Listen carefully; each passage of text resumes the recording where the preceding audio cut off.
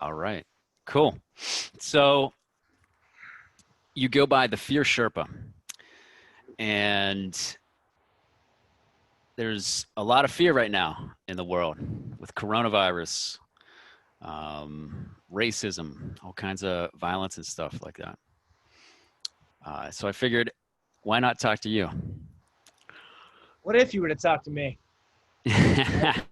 What if I were to talk to you? What if? What would Yeah, Brian have to say? yeah. So the first thing that comes to mind, you mentioned, the racism and violence. Racism and violence have been happening for centuries, right? And the difference is we're present to it. I don't know if this is related, but this is a theory I'm working with, especially with my client work. Our subconscious does not allow us to deal with painful things until we're ready. It will continue to exist sort of in the basement, right? So what I notice collectively, we're being made aware of the cruelty that has existed for a long time. The difference is it's in our backyard now. I mean, there was a difference when, we were forward deployed, watching violence and, improvised explosive devices and dividing countries, and it's crazy to see it here, So, and the answer, it is. It's not good. It's not bad, and and all of these things, right? Like jumping out of airplanes at night, the prescription was breathe, smile, gratitude, right? So let's all take a deep breath in, right? We're going to talk about some stuff today, right? Yeah. In, a nice smile, let go slowly, and how can we be grateful for it? That's the challenge, right? The question I wrote down with the meeting I had right before this. The question originally for me was, how can I find joy in this? How can this be my teacher, right? What is with your relationship to fear, or anything? Was that specifically jumping out of the airplanes? That's how I learned it. Doing that at night. That was the single scariest physical thing I ever did, and it prepared me very well for the divorce avalanche. The Jessica, I'd like a divorce, right? I mean, that was without the skydiving. That conversation would have been very challenging to have, right? So it's just interesting learning these skills in the physical world. I love working with folks in jiu-jitsu and the military and those things, that they have a trained fear response. And then applying that, and as humans, we're terrible with this, right?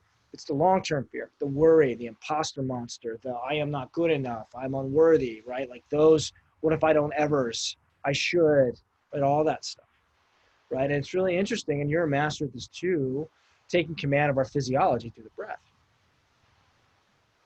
Yeah. When did you first notice a application of the breath, or in terms of taking over the physiology, or maybe you just noticed, I'm breathing a certain way? When did you start to realize there was something more there? Yeah, right on. So there's two things that I noticed simultaneously, and we're now talking about my unconscious competency around breathing, right? So, peering back many, many, many years, right? So it first started, I was on stage a lot. I played Tony in West Side Story in high school. I was the first chair trumpet player. I was the first tenor. Performed a lot.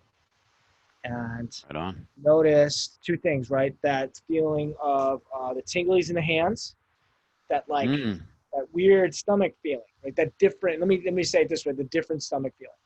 And I used to story it as stage fright.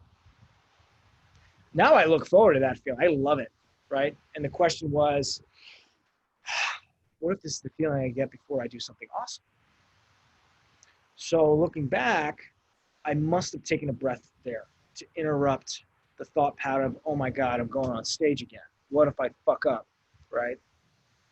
And then changing it to, wow, what if this is the feeling I get before I do something awesome? And now it's like, whoa, fast forward a couple of years, my friend Charles, he would become my meditation and Buddhist teacher.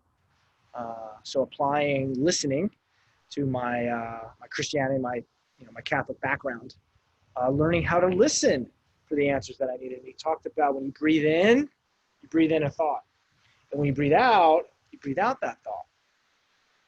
So what if I could hold my breath as long as possible? Just be with the one thought. So that's how breath work really Interesting. started for me. So singing was part of it, Mm-hmm. breathing into the belly and commanding the air, long exhales, right? I mean, that's what we teach in breath work, right? And then when we do it with groups of people, breathing in mantras and then long exhales. I grew up singing, you know. I grew up playing the trumpet, right? Those are all breath work skills, right? And there's a certain flow that I noticed in all of that. So really, to answer your question, it was the stage fright and the breath music that I was blessed to be part of at a very young age. Very cool. Very cool. And what made you get interested in Wim Hof? Well, like I mentioned, breathing in a thought and breathing out of thought turned into my freediving experience.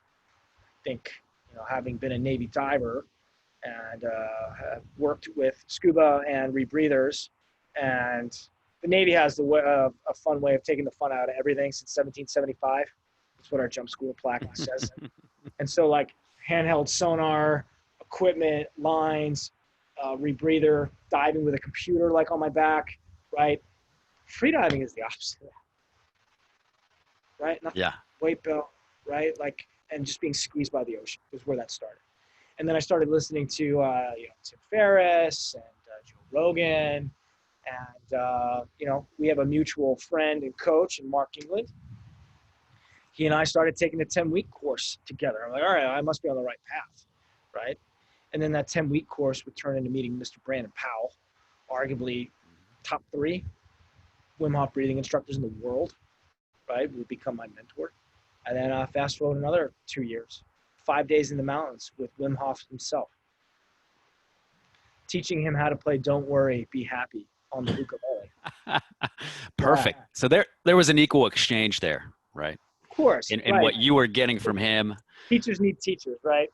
That's right. Cool. Yeah, I'd like to jump back to freediving real quick. sure, yeah. I've recently come across James Nestor's book, Deep, Yeah. and he also has an excellent book on all things breath. I definitely recommend people check that out. But the freediving world is very interesting. Could you talk me through what your initial impressions were of freediving, and if at all, how fear was present in that experience? Yeah, so first and foremost, right? So I learned how to skydive before I went freediving. I think that's a good order, right? I think there are more options with free fall, and we're still flirting with danger in a very safe way, right? So Jim Cook, founder of a little brewery called Sam Adams, he wrote a book called Quench Your Own Thirst, Harvard Business School graduate. And I took away 2 things from that book. The first one was, if I'm not going to do it in the short term, why would I do it in the long term, right? Or if I didn't see myself doing it in the long term, why do it in the short term? And he was talking about working at the Boston Consulting Group. So then he joined Wow. Knowles and became an outdoor instructor, teaching leadership. Joined who? Knowles, Knowles. National Outdoor Leadership School. Gotcha. Okay, And cool. he talked about danger, right? So guiding, young men and women through the mountains. And he talked about a couple different scenarios, right? There's the scary, not dangerous, right? The scary, not dangerous is free fall, I think, in my experience. It feels scary, right? But you have a parachute, you have a training, and you have a reserve, right?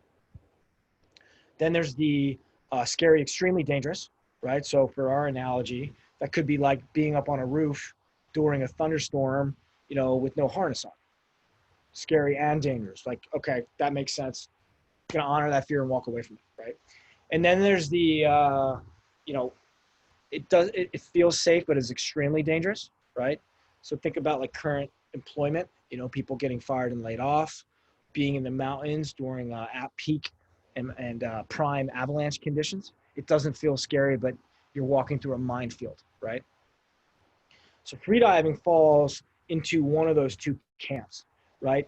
Extremely dangerous and scary, right?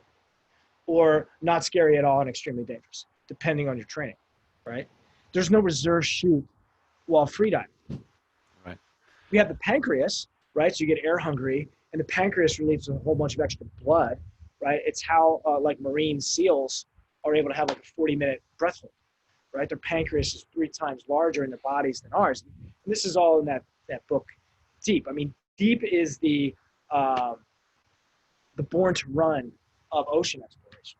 We are designed to be, ocean exploring creatures with so much more in common with dolphins and whales and all of those things, right?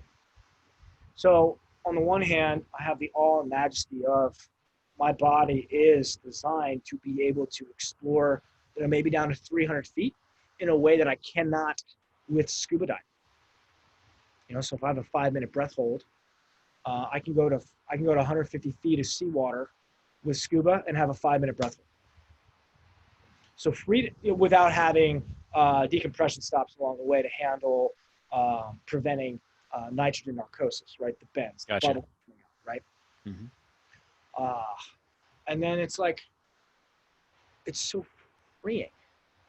It's flying underwater, right? On a single breath. And the heart rate slows down. And the deeper I go, the longer it feels that I can go for, right? And so you and I have experienced becoming alchemists in our own bodies, right? Commanding the breath and squeezing energy and making DMT, right? Having these self-made psychedelic experiences, right? It's even more underwater. I remember the first time I held my breath for 4 minutes. It was like I was like in the Akashic record with all this like sacred geometry, flying with humpback whales and dolphins on my in-laws' couch in the basement. That's a safe place to have that experience. Yeah, and it's all about when the terminal gasp happens. Like if I lose consciousness, my body like 2 minutes later will take my last breath, and if my lips are in the air, I'm going to live. And if they're underwater, I'm going to die. So knowing the extreme danger and all of that, because it's euphoric. And after you get, and I love this analogy too in freediving. I've used this a little bit in my coaching and speaking. Once we get to about 38 feet of seawater, the body's specific gravity is greater than that of the water. And so now you are pulled to the bottom effortlessly. That's incredible. Yeah, that's incredible. I never heard about that until I read the book. Right. And then you got to fight like hell to get back to the air, get back to living. Yeah. So whenever you were freediving, did you experience any changes in your state of consciousness the deeper you went down? Yeah, it's just, it seems, I noticed the instinct saying you're going to need some air soon, but like not having the reflex to want to breathe. And then like noticing, okay, like the gulping happening, like, okay, I'm safe. And then the, right? Like this, like the, I said pancreas, I mean spleen, the spleen releasing the blood into the bloodstream, excuse me. And like, okay, time to get to the surface. And then like the last 10 feet, like just the pain and the squeezing and just how acidic the body has become, and how, the dilation of the blood vessels, just getting ready for that first gasp of air. And then that, and then squeezing that into the brain to keep them losing consciousness, right? Because that's when it happens. It happens in the last 10 feet or on the surface. Right. So using Boyle's gas laws to artificially increase the partial pressure of oxygen based on my own body, right? And that's what we're doing, right? So I remember reading in Breathiology, and the author of that book was talking about if he ever got cancer, what would he do? Because cancer abhors oxygen, right? And it craves sugar, right? So fasting while freediving is the way to go because we can get so much more output on ketones, right? 9 calories per gram of fat as opposed to 4, right? And so eating a particular way, taking out caffeine and milk, and those things, and then, like the ketogenic diet or fasting to get the body ready for long breath holds is incredible. So his point was that if I'm fasted, right, we're starving cancer, right? Because human cells can run on two fuels, right? They can run on carbohydrate and they can run on ketones. How many fuels can cancer run? It's just sugar. So if I make the body into ketosis, and then I free dive to 5 atmospheres, right? That's 5 times 0.2, which is what the partial pressure of oxygen is at 1 atmosphere, at sea level. And if I go down to 5 atmospheres, I'm now at 100% oxygen. So using free diving or a compression chamber, a dive chamber, to simulate 100% O2 would be his therapy of choice. So now we're cramming oxygen in all the tissues in the body, and we're fasted. So, I mean, that was his protocol for curing cancer. Incredible. And you'll never hear about that, right? Because you can't patent holding your breath at 150 feet. Good point there. That makes me just think about medication and everything, and just the missed opportunity that, or the absence of a voice behind a lot of the breathing practices in the medical world. Yeah. Right. Very basic breathing practices have profound impacts to your physiology and to the creating a environment that is less likely to tolerate, like you said, disease or chronic stress, anxiety, and things like that. Unreal. It's interesting. I remember like the first day of our master certification with Wim Hof, right? So everybody just take a deep breath through the mouth. Ready? Through the mouth, breathe in. Oh, right? I got a little adrenaline fingertips just there, right? I'm watching my watch. I can watch my heart rate go up 5 beats a minute. So the heart rate is increasing, right? By changing the mouth breathing, right? The panic breath. Mm-hmm. I gasped on purpose, right? To elicit even more of that. Adrenaline just happened, right? So now my endocrine system is keyed up. So it's adrenaline, now cortisol, right? Adrenaline and cortisol shuts off the immune system. So we just had 3 major systems in the body shut down by mouth breathing. And metabolically, I'm only able to make 2 units of ATP per oxygen molecule breathing through the mouth, as opposed to 32 breathing through the nose, right? And I love your practice with the oxygen, right? Let's build up the CO2 so that we can actually get the oxygen into the cells, right? The interplay between CO2, oxygen, and nitric oxide. You did such a beautiful job explaining that the other day on your Instagram video. Oh, thank you. Yeah, because everybody's like, "Oh, give me more oxygen." If you have too much oxygen, you're gonna die. There's CNS O2 toxicity, central nervous system O2 toxicity. So if I'm breathing 100% oxygen from like a dregger, right? That's what the SEALs use as their rebreather as a way to infiltrate in through the ocean. And I'm at 2 atmospheres, right? I'm at 66 feet. If you're not in ketosis, your nervous system is going to be overloaded. Was ketosis part of your training? Was ketosis part of my training? Yeah. With the Navy. Yeah.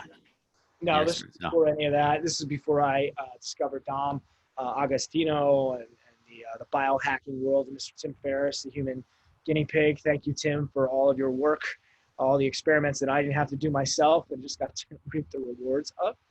But yeah, in space travel and in ocean exploration, ketosis, has been really, really interesting, especially with exogenous ketones, supplementing, is getting ready for missions like that. I never dove the dregger. I wasn't a SEAL. Our rebreather had either nitrogen or helium in it. Our goal wasn't to be undetected from the enemy. Our goal was to have the lowest possible magnetic signature as to not set off underwater mines. So no bubble, interesting, no magnetic signature. Very different mission set. I imagine fear was often present in the work you were doing there. Jumping out of airplanes, bomb tech, diving. There's an interesting thing. Thank you for saying that. And yes, I became a really amazing teacher, right? So there's a concept around fear inoculation, right? So the first time I ever jumped out of an airplane, I couldn't see. There's just so much sensory input coming in. Every Every surface of my body was now a control surface for this airplane. Just sensory overload. I couldn't register what I was seeing, right? So like on the sixth jump, we had to orient north or south or whatever. And how do you know which way is north? Like you can see the ocean, right? Like we're jumping over Mexico, and you know the ocean is west. And you know, you just orient to the ocean. Like how can you tell? Like what's wrong with you? Like, I can't tell what I'm looking at. I'm like, oh yeah, it's sensory overload. You know. So after about 6-7 jumps, I got used to it, right? And it's a steady progression. You start adding the rucksack. Sorry. So you got used to losing your sense of sight after jumping out of the plane? No, like as an infant, right? As we're babies, we're just overloaded with sensory input. As we become adults, we learn how to focus in on what's important, right? Gotcha. I learned how to focus in and sort of turn off and start to fly more automatically. Like I had to learn how to walk in the sky, right? Like typically we're not thinking about the mechanics of walking. It's an incredible thing that we're able to do as a biped, right? Right. We can go back to it with, you know, a walking meditation. That's really cool. If you've never tried that, it's a great way to get into meditation. But I had to learn how to subconsciously fly. So much brain power was going into staying stable, right? That I didn't prioritize what my eyes were working. I just wasn't registering because I was concentrating on so many other things. That makes sense? Gotcha. So Okay. I got used to that experience. And then, you know, they kept titrating up. So, okay, now we're going to fly with a 40-pound rucksack. All right, try to figure out how to fly that. Now we're going to add an O2 bottle to your side and a weapon. Right now you're going to fly with that. Very challenging. Now we're going to do that at night. Yeah. So, single scariest thing I've ever done physically was the nighttime skydive. Certainly not the scariest thing I've ever done emotionally, right? But the point is you start to get used to it, right? And this is a point that I don't bring out very much. I don't explicitly call this out, but yet we're creating emergency procedures for when fear shows up. And the first step to it all, Ian, is the breath. The breath, the single pause. Sometimes a single breath can absolutely save your life, right? And so it's faith, right? The cure to fear is faith. I'm going to get through this, right? And then the next level of that is gratitude. Thank you for this being my teacher. I'm so grateful that I get to perform on stage. I'm so grateful that I'm going through this overwhelming period of launching Fear Sherpa and working my medical sales job, right? I'm so grateful for my former wife being this beautiful teacher to help me experience this amazing relationship that I'm in now, right? The gratitude, right? So the preparation is the other part to that. What did we drill?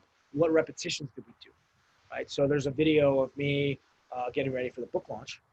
And the interview was going very, very quickly. We were speaking really, really, really fast. And it was like, slow down. I took a deep breath on camera. I didn't even, one of my mentors, that was brilliant, right? You took a deep breath in the middle of the interview and it saved the interview. And the anchor took a breath with you. You led her in that. And those neurons, right? As we come together as a tribe, we breathe together. There's a certain level of intimacy that we forge that builds safety immediately. It's contagious. Good breathing is contagious. How about that? Yeah. And it's the gateway to so many things, right? You know, I'm reading Jim Quick's Limitless. Yeah. And he was talking about, last night, he was talking about studying. Breathing in for 4 seconds. Holding for 7. Out for 8. Shh. Repeating while I'm reading. Oh, having that rhythm, that pacing, the expansive safe, right? The more stressed we are, harder it is to learn. The deeper we can get in the parasympathetic nervous system, the easier it is to learn. The more we can see, right? So, you know, as you're a coach, my breathing is calm, I can hear more. If my breathing is calm, I can see more on the battlefield. I can change what looks like a threat. Hey, man, you want some help with your presentation? No, what do you think? It's not good enough? Easy, man, right? So even help looks like a threat when we're really stressed, right? It changes the gene expression, right? Epigenetics is impacted by, and I didn't know this until yesterday, right? I've been studying breath a long time. We've got Sounds good. I'm excited to hear this. the Polybagel Theory, right? I didn't know how that all relates to itself, right? So there's a nerve that goes from the hippocampus and also the amygdala, right? And what it does, it has a pulse on what is the diaphragm and the polyvagal nerve doing? What is the tone of that? Am I, right? Brain knows that and knows that I'm in a fight or flight situation. We can hack that, right? The SEALs, I used to hate on this, box breathing, right? And I'm learning that it doesn't have to be perfect. Even messy can work, right? I don't know why I don't love the box breathing, but it's effective. I like the triangular breath a little bit more. That's just me. But like untrained breath response versus trained breath response, use anything. So real quick, just an overview of box breathing and triangular breathing. Oh yeah. So let's all do this together. Maybe let's do 3 of these. Yeah, I invite you. Yeah, let's do it. So let's do a 4 pattern. So in for 4, hold for 4, release for 4, empty lungs for 4. And let's do 3 of those. So let's breathe in, fully in, hold, let go for 4, hold empty for 4, and again,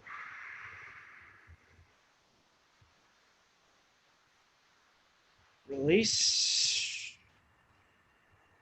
hold, last one,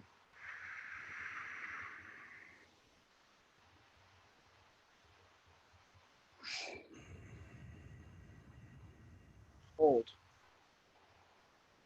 relax, box breath. I notice bliss in my hands, right? That's the CO2 and the nitric oxide coming up together. Now I'll breathe in through your nose. Any better? I usually notice my breathing's easier after I raise CO2 in my body. Yeah. Have you tried the sorry, go ahead. Heart rate's probably a little low too. Yeah. I can imagine that. Feels good. It's very nice. Very nice, very calming, centering. When the monkey mind is going crazy, I'm not good enough. How am I ever going to get this done? I'm always behind. I always do this. Right, all that terrible, those lies, right? Those limiting beliefs, right? What if we concentrate on the change in the physiology? Because it's profound, right? The way the sinus changes, the way the heartbeat. You know, for me, I don't know how this is in your breath practice, right? But I noticed that the way my heart is beating changes in my breath hold. It becomes softer, right? If we can become really present to, oh, my blood vessels are constricted. I feel cold, right? I feel tight. And then as we hold our breath, you're like, all right, I'm starting to get a little air hungry, maybe a little tension across my forehead. And then eventually it's like, oh, I'm starting to open up.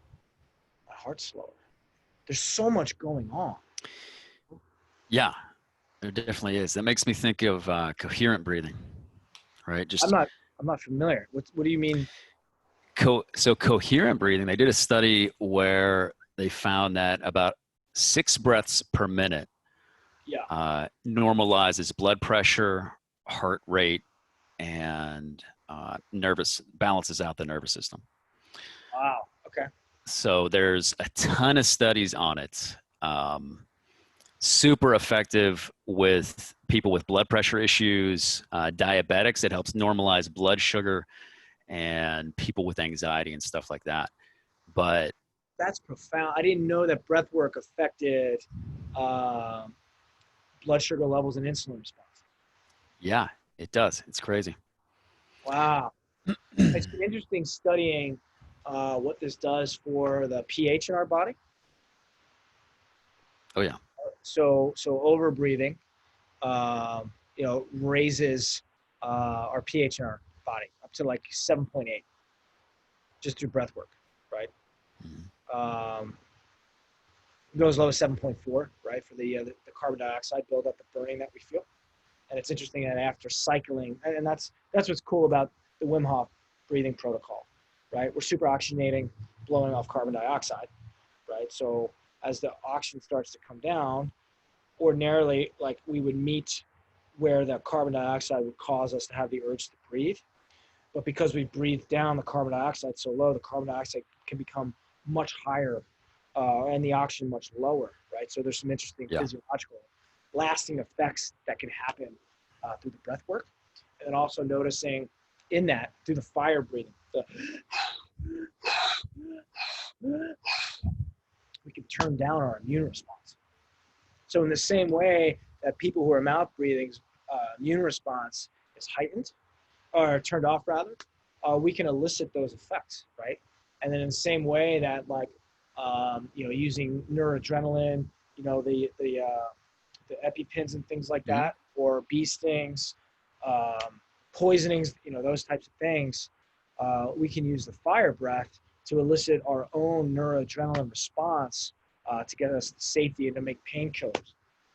I had a guy, Mike, who was in my master's class. He was attacked by a swarm of bees, and he was starting to lose his visual acuity. He knew he had to get to the cell phone. He said, what am I going to do? And he started fire breathing.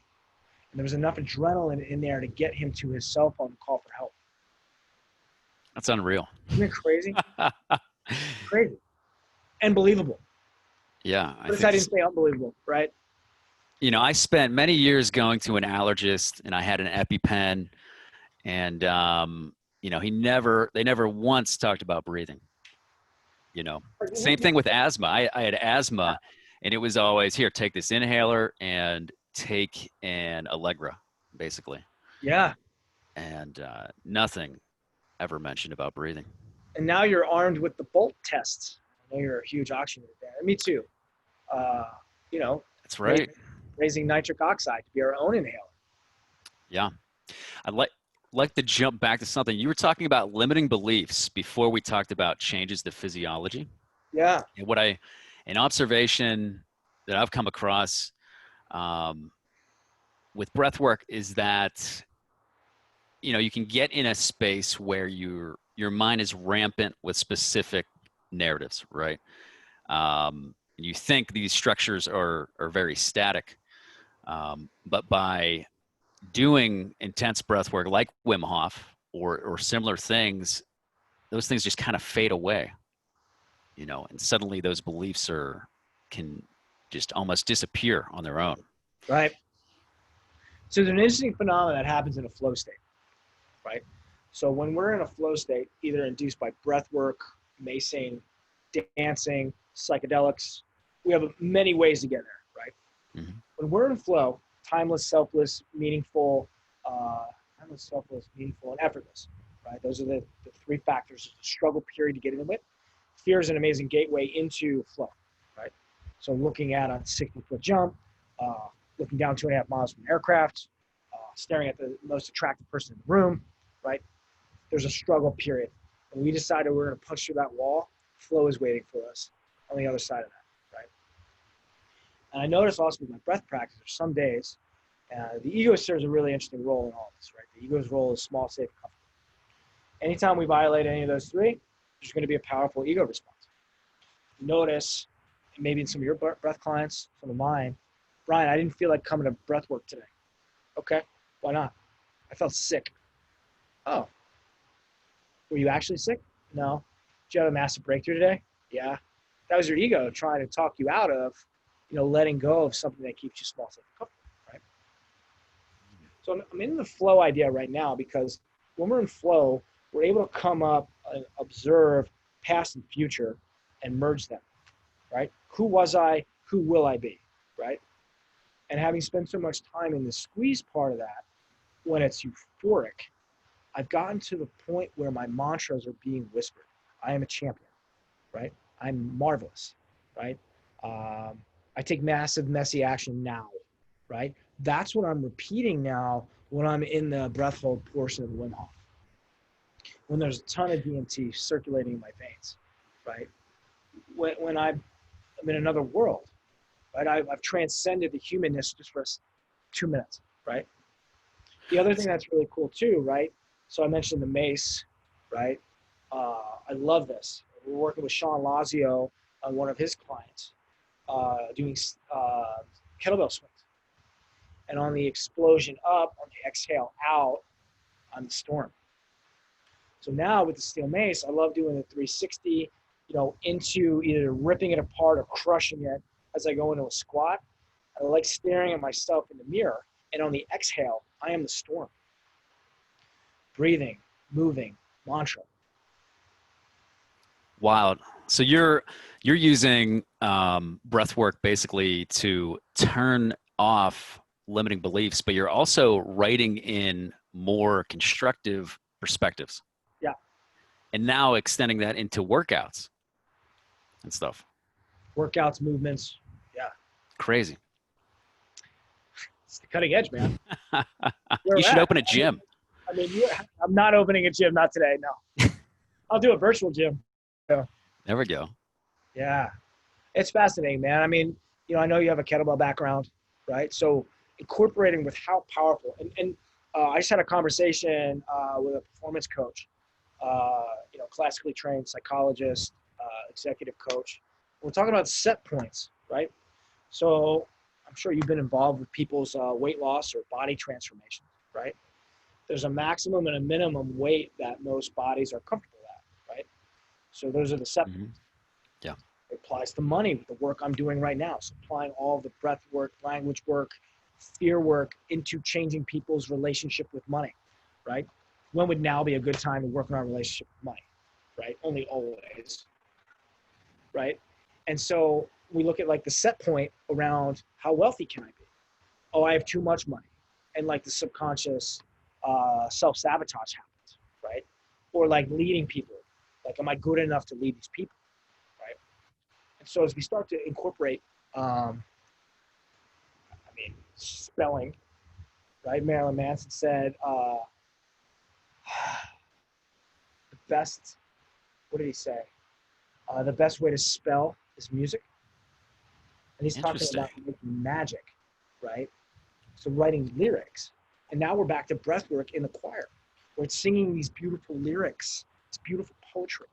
And the cool thing is we can write our own lyrics to our life, right? The words we use don't describe the world we live in, it creates it. Absolutely. Marilyn Manson, I never would have thought he'd be a source of such inspiration. Right. He's been training for this whole quarantine thing for quite a long time. That was one of my favorite memes from this whole quarantine blizzard. Yeah. So you're working with mindset specifically with respect to money. Yeah. Well, mindset and systems, right? It's both, right? It's the faith and the systems, and realizing that my work with fear is a great supplement to learning something else. So like, if you wanted to learn internet marketing, I could apply my fear framework and prescriptions to that, right? I learned that people typically don't raise their hand and say, hey, I need help with my relationship with fear, because most people don't know that it is fear holding them back. People admit to procrastination, and they admit to, in the sales world, call hesitation or reluctance, right? They call it like a chicken list, right? And people admit to wanting a better relationship with money. Wow. Yep. You think fear is the main thing holding people back and striving for bringing in more income? I do. Yep. Because in order to really take advantage of it's these unwritten rules of the wealthy. You have to do different things, right? 95% of retirement is locked away in a 401ks right now. The danger with the 401k is you're doing all the right things and saving. The engine in the 401k is the market. The market corrects itself every 7 years, right? So how much money would you like to lose? How hard did you work to earn that money, right? Nobody wants to lose that, right? And so in order to get different things, you must do different things. And so there's other strategies out there, so that we can never lose. But it takes looking at things in a different lens, right? The idea is we'd rather hear the same lie 1,000 times than hear the truth once. It's fear. It's fear of letting go of what our parents told us to do. Go to college, get a great job with a 401k match, right? You and I have left that world a long time ago, right? Yeah. Scary. It's fucking scary sometimes. And in the same way that it's scary, the further the needle moves away from easy and normal and homeostasis scary, the higher the amount of exhilaration that's waiting for us. It's like Paul Chek's quote, if we'd like the roots of our life's tree, if we like the branches of our life's tree to grow to heaven, the roots must grow to hell. It's beautiful. I like Right. that. Exploring, and in the process, it sounds like you're expanding your set points, basically. Yep. Yeah, to be able to accept more darkness. I can't chase the light, right? So like in our breath practice, right? If I want to feel absolutely euphoric, I could chase that, right? And now the breath medicine has turned into a drug. And for weeks and months, I abused the breath drug, right? I just was trying to get that euphoria. And when I relaxed and just became okay with whatever showed up, that became bliss. Wow. It's amazing how many different experiences come up through breath work with different people. Yeah. Well, we talked earlier, we started the call with this, right? We're not able to handle the darkness in our subconscious until we're ready, right? Yeah. The breathing unlocks that, right? So what we just did with the box breathing, the conscious breath that you talked about, the 6 respirations per minute, it's 5 seconds in, 5 seconds out, right? Or even better, 4 seconds in, 6 seconds out, right? So anytime the exhale is longer than the inhale, we're getting even calmer, right? But you know, we're getting into the finer points. So just breathe through your nose. Right. Yeah. Less, right? Breathe less and deeper, right? But the breath is able to like ramp us up into the sympathetic state, right? So Tony Robbins talks about, and Brandon Bouchard, you know, get into an amazing state before you do your sales calls, before you sit down and write your business plan, before you archetype your next course, right? And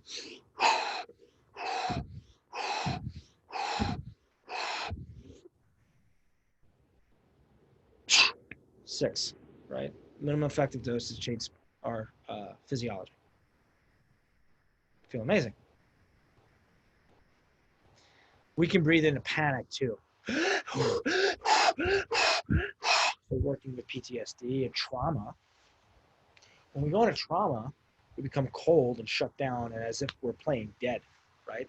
That breath can take us there. It can mimic the panic state, and then when we come down from that, there's a ton of adrenaline, and so it gives us access to the things in our subconscious that are holding us back, right? And so my friend Mike talks about, you know, when things don't go our way, we can blame fate, but really it's our subconscious mind. Mm. What are we praying for in terms of worry, right? Worry is praying for that which we no longer really want. And our limiting beliefs and our subconscious attract that which we're afraid of, that which we give energy to, right? Interesting. You mentioned worry. Is there a difference between worry and fear? So think of fear as the overarching heading, right? Gotcha. There's 2 paths to fear, right? There's worry and there's terror, right?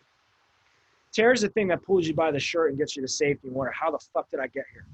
Thank you, terror. Worry is the thing that makes us 50 pounds overweight. Worry is the thing that increases our blood pressure. Worry is the thing that reminds us that we are not good enough. Who am I, right? It's the imagination that's being run, allowing to just run the show, right? What am I actually scared of, right? And one of the exercises that I do is called the fear flip. You're worried about this next presentation. You're worried about asking this woman out. You're worried about leaving your job to go follow your heart, right? Start the stopwatch at 7 minutes. Write it out. What are you actually afraid of? And while you're doing that, let me tell you a story about my dad. First time I ever ran my little Leap to Harness Your Fear skydiving course, right? That's my firewalk, is the skydive, like from the Tony Robbins UPW, right? And halfway through class, I was like, hey, Dad, we had a cancellation. You want to skydive today? There's no way. Why would I ever want to jump out of a perfectly good airplane? Because it's the most perfect analogy for how life works, right? Will Smith did a great video on how I think worry and terror interact. And he said that, your buddies dare you to go skydiving, right? And you're, yeah, I'll go skydiving, right? You're like, oh crap, I'm going skydiving, right? And so the moment you are the most worried is when you're sleeping peaceably in your bed. You are the safest. That's worry, right? Your imagination is allowed to just expand limitlessly, right?